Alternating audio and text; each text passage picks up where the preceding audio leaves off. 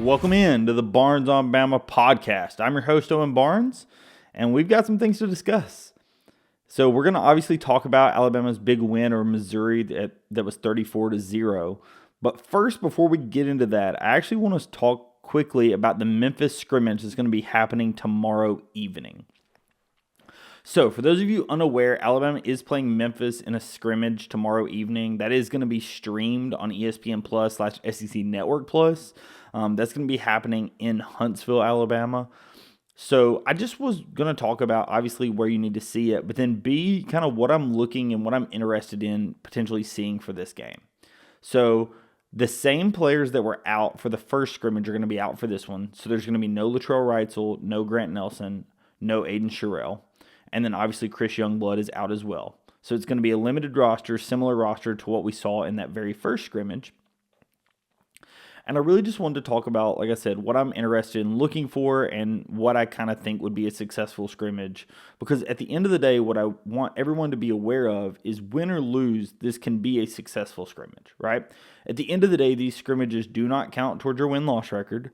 They give you an ability to, against live competition, play a real game and work on your rotations, work on what lineups may or may not work on defensive strategies that, again, may or may not work. It's all about working on things against live competition in a moment that does not actually affect the end of the season rankings, right?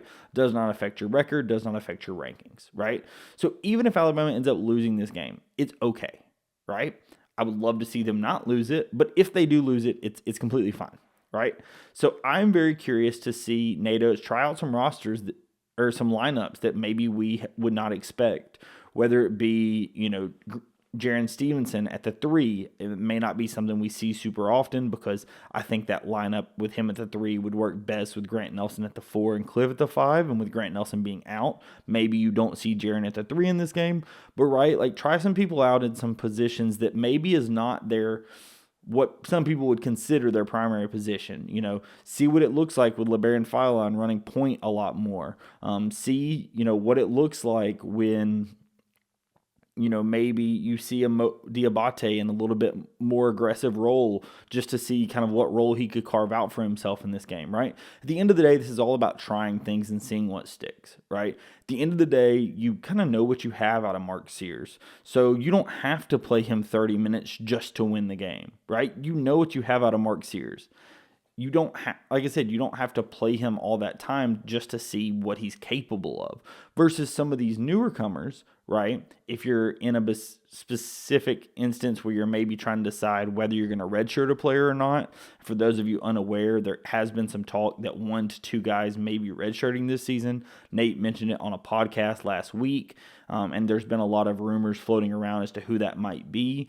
The preliminary thoughts are maybe Nas Cunningham and Houston Millette is another one that we have heard as well. Again, not sure if they will or not, but again, Nate has floated the idea that 1 to 2 players may be redshirting, and those are the names that seem to make the most sense, right? So maybe you get those guys some extra time just to see, like, can they contribute, or does a redshirt make a little bit more sense due to the position that they're playing and how competitive that position already is, right? At the end of the day, this scrimmage is really just to see what you have as a team and play against your fans in a different part of the state, right? They did this in Huntsville so that they can get in front of the fans in North Alabama. It's going to be close to Mark Sears' family. It's going to be close to a lot of fans up in North Alabama. So it's in front of fans. They wanted to play Memphis as well, right? So it's against another large team, against a higher skill level of competition. And then at the end of the day, it's to try out things, right? So I'm just very curious to see that. I would like to see maybe less turnovers. We did have a slight turnover issue with Darion Reed and Mark Sears in the first game, but Alabama really only committed 14 turnovers. And at the pace in which we play, 14 is not super crazy. You just wouldn't love to see 4 turnovers out of Mark and Darion. I don't think that that's something we should expect moving forward. But again, it's something that happened in the first one and something I'd be curious to see what happens in this next one. But all of these things to say, at the end of the day, this is so that they can play against live competition, so that they can compete, and so that it doesn't affect their record, right? So I'm hoping Nate Oates really starts throwing stuff at the wall to see what sticks. Put some lineups out there that we're very curious where the scoring is going to come from. Put some lineups out there that I'm curious where the defense is going to come from, right? I'm okay with that in this moment because at the end of the day, we're not competing for the SEC title right this very game, right?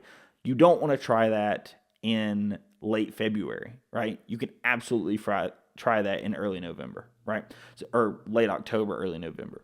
So that's kind of my thoughts on this scrimmage. I really would love to see what happens. I'm not expecting Alabama to hit 100 points, or 98 points like we did last time. If we are able to hit it, that would be absolutely incredible. And it really would tell you kind of what sky's the limit is for this team. But that's kind of my thoughts for this game. I just really want to see what happens when we just throw some lineups out there that are maybe not the traditional ones and maybe some different ideas of how either we're playing defense or offense that obviously they've been working on, but we have not played against live competition, and see how it works or how it doesn't, just so that you can prepare yourself for the season that is to come, right? Because at the end of the day, that's all these scrimmages are good for. They're good to help you play against competition, see what works, see what doesn't work, and then be able to use that to make decisions as you move forward into the real season. So that's kind of my thoughts on the scrimmage. Like I said, just wanted to cover that really quick before we got into the Missouri recap. So as I mentioned, we're going to talk about the Missouri recap, and I think there's a lot of really good things that happened out of this game. I think there's still some criticisms that I think are easy to make, but we're going to talk about it all, and then we'll get out of here. So Alabama beats Missouri 34-0 on homecoming, and we'll start with kind of the homecoming festivities. I was not there at the homecoming pep rally, but from everything that I've seen, they had kind of a drone light show and a few things that were kind of unique this year. And from what I've heard, it was very, very cool. It was something that all the fans enjoyed. I mean, Nate Oates even came out and spoke. There were all sorts of, figures that came out and spoke and had a fun time. So that's kind of how the weekend gets started. And then the football game happens. And in the first half, it really felt like Alabama was in control, but it felt like Jalen was hurt. Right? And I think the reason we say hurt, I don't know that hurt's the answer, but I think hurt is our way of saying it doesn't feel like Jalen is performing to his potential. And because we know what his potential is, hurt's the only answer we can give. Right? You may have seen me tweet out about it. There were plenty of other accounts that tweeted out about it. And it really was just a situation of moments, right, when the pocket opens up, and typically Jalen would scramble if nobody's open. Downfield, he would, just step up in the pocket and run for, 6 yards and get down, or, whatever the case. And it just did not feel like he was doing that. And he didn't have the same zip throwing the ball downfield. So it really felt like he must be injured, right? Obviously, why would you have a game plan to stop him from doing that? So our only answer was he must be injured. However, in the second half, he seemed to have more zip on the ball. There were much more throws downfield. He actually ran, stood up in the pocket and ran. He ended up having a really long run, I think 32 yards. And, he had a really, really good day when it was all said and done. It just didn't look like that in the first half. I would be curious what changes happened from first half to second half. Is it a situation where there was some level of injury and he was able to get some type of treatment at halftime? Was it just a pure game plan standpoint of, hey, this is how we want to attack first half versus second half? I'm not completely sure of that answer. I think that would be a question for Jalen and the coaching staff, but it is something that I would definitely be curious about because, like I said, he did not feel like the same quarterback first half to second half.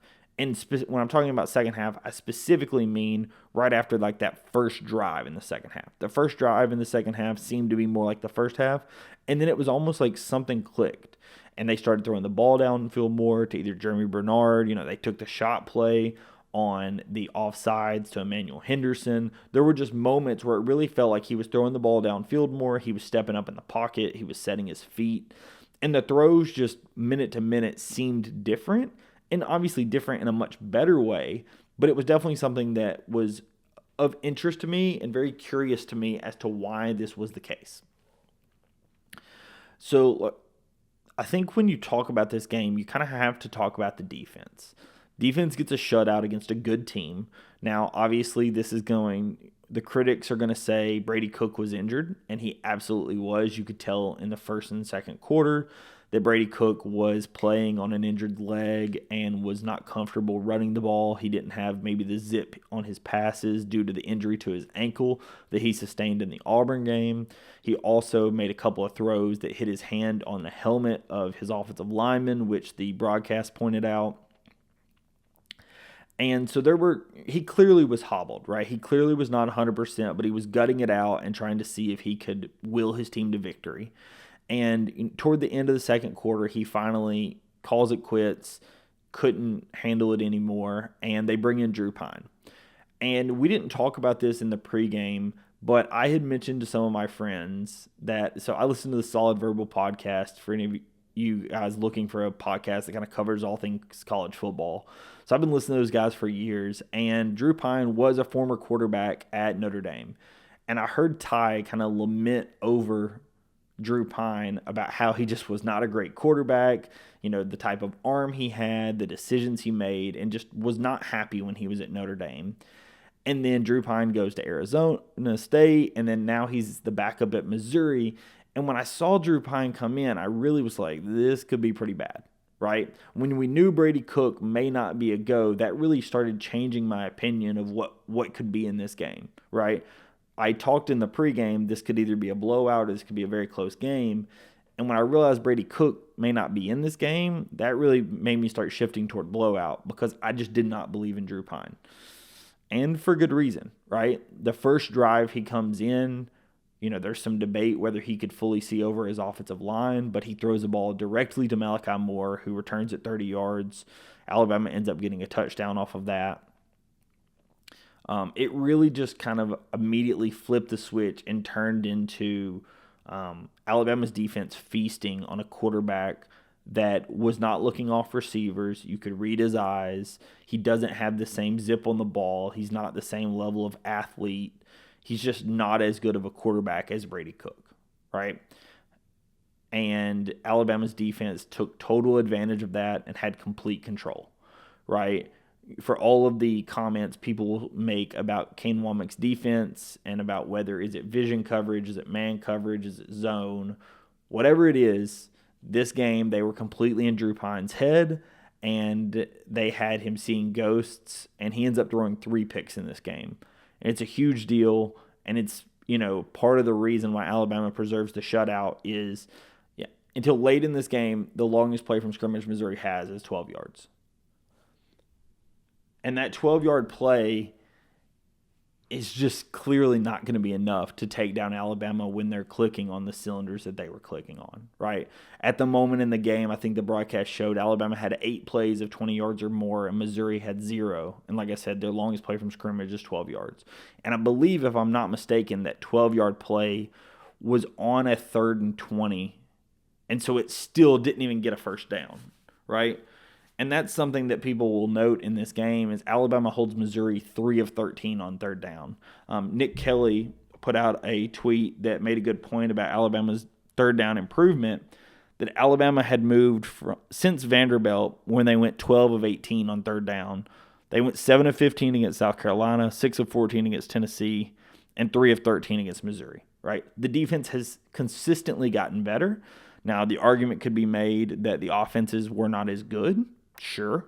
But at the end of the day, the defense still has to make the plays, and they have been, right? They have been making the plays, and the defense has not been the reason why Alabama struggled in some of the previous games. And clearly, there were no reason that Alabama was going to struggle in this one, right? The defense pitches a perfect shutout. I thought that it was really cool to see Kalen DeBoer call the timeout and Womack get the timeout called to get in starters to preserve the shutout. It clearly meant a ton to these guys that they were going to prove, like, hey, we're here for 4 quarters. We're stopping this. We're winning this game. And so it clearly meant a ton to them to get that. So it was really, really cool to see them, call the timeout, block them on the goal line, prove that, hey, this defense is here to play. We're playing the whole time, and, we have something to prove. All right, it really shows that it meant something to those guys. I thought that there were a lot of people in this game that really stepped up. Like Bray Hubbard, we talked about Keon Sabb going to be out in this game. Bray Hubbard comes in as his backup, playing safety, ends up recording an interception. That was a perfect interception. Drew Pine doesn't look away from the left side of the field. Bray reads his eyes, starts shifting kind of to that, cheating to that side as the safety. When the ball's released, he goes up, makes a great interception. Obviously flips the field and gets the ball back for Alabama. There were some really, really good individual efforts in this game, as well as team efforts, right? As a group, I thought that by and large, the team played well.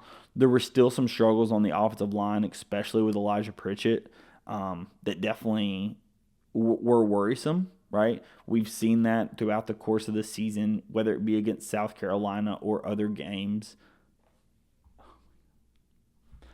Yeah, whether it be against South Carolina or other games, that definitely it has been an issue for Elijah Pritchett. So I am curious to see what Alabama can do. Does that mean we go to Wilcom Formby? Does that mean that you kind of do slide protection slightly differently? I'm not sure what that answer is. I'm not an offensive line coach. I don't pretend to be. But I am curious to see what they're going to do to potentially try to prevent some of that from happening in the future, because it absolutely has happened and absolutely is an issue for Elijah Pritchett at moments that he gets beat on the end and Jalen's getting hit before he's completely ready. So that is something that definitely is not a great thing to see. But by and large, as a team, Alabama played a much better style of football and a much better game than they have over the last few. Alabama ends up rushing for 271 yards. This was the first game that they had more than 200 yards rushing since the Western Kentucky game, right? So this is a huge deal that Alabama is able to be explosive, right? Alabama's explosive with multiple running backs. Haynes has a 35-yard run for a touchdown in which he absolutely runs over a guy. Richard Young, when the backups come in, breaks out a 62-yard run. Milroe has that 30-yard run I mentioned. Jam Miller had a couple of touchdowns as well as a couple of decent runs. Kendrick Law even broke out a 20-yard run, right? At the end of the day, across multiple levels, Alabama was definitely doing a good job running the ball. The blocking schemes were much better, and the offense just seemed to be more in sync. I talked about in that Tennessee game that Jalen seemed to be only targeting Ryan Williams. That seemed to not be happening in this game, right? Jalen ends up throwing the ball and having 7 different guys get receptions in this game.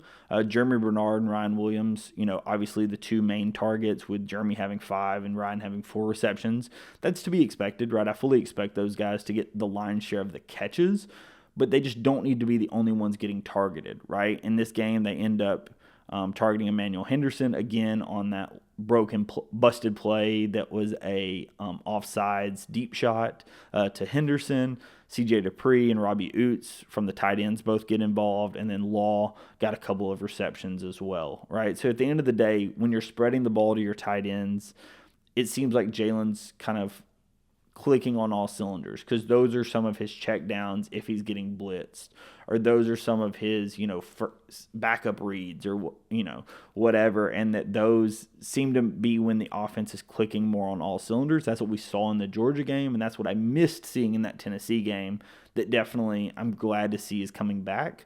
So obviously if this continues, then that's great, right? This week of rest before LSU is going to be absolutely great for the team. They definitely are dealing with injuries, whether they be major injuries that are causing people to be out, or minor injuries that are just causing people to not be able to practice at the same level and get reps in at the same level. DeBoer even mentioned that this week the defensive backs had a little bit more time to actually get reps in at practice and not just have to go straight into game time without having the full reps due to their health situation, right? So the 2 weeks... having 2 weeks before the next game should be good from the defensive perspective and the offensive perspective to get some people some time and actually get the reps in to be able to be prepared before the next game, right?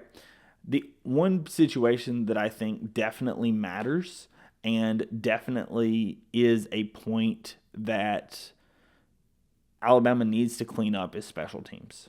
By and large, I think that our kicking game yesterday was very good, right? Burnup has been great all season. Graham Nicholson makes 2 big kicks yesterday, as well as all of his extra points. But our coverage units have been a problem, right? There was another situation in this game where Kendrick Law blocked a guy late. I thought that it was a little bit of a cheap penalty. I did not think that it was too late. If Kendrick thought somebody was going for what would have been a fumble, I thought that it was clean. It didn't seem to be too late after the whistle to me. The refs disagree. They blow a penalty. But there's a moment where Jalen Mbakwe bobbles a snap. There was a moment where Ryan catches a kick that, in my opinion, was a little too close, right? It just doesn't seem that, in general, the kicking game is as clean as it needs to be, especially on the return game. And it's been something that's been a struggle all season. We've definitely seen issues in the kick return and punt return issues.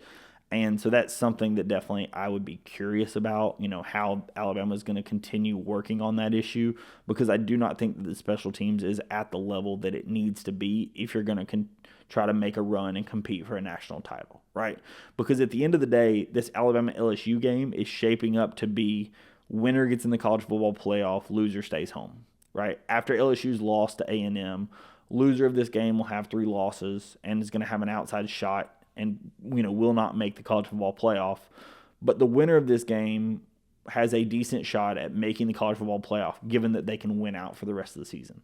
So this game is going to mean a lot. And if Alabama is going to be able to go into Death Valley and win, and I will be at that game, so just a heads up, the recording after the LSU game will be a little later because, as I said, I will be at the game in Death Valley. But that's the big thing, is that once the